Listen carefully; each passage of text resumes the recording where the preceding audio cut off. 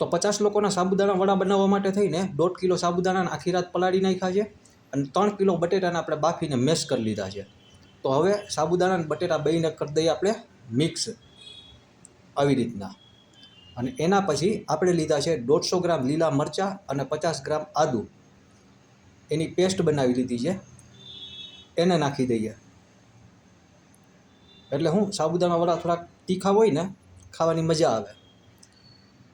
એના પછી આપણે નાખી દઈશું ધાણા ભાજી અને એના પછી નાખશું આપણે 400 ગ્રામ શેકેલા સિંગદાણાનો ભૂકો. 400-500 ગ્રામ જેટલો લઈ લ્યો એટલે ચાલે. અને એમાં નીચવી નાખશું આપણે 2 લીંબુ, સ્વાદ પ્રમાણે નમક, અને પછી આ રીતના આપણે એને મિક્સ કરી લેશું અને હાથમાં તેલ લગાવીને આ રીતના આપણે આપણા વડા વાળી લેશું. તો જો આવી રીતના વડાનો શેપ આપી દેશું.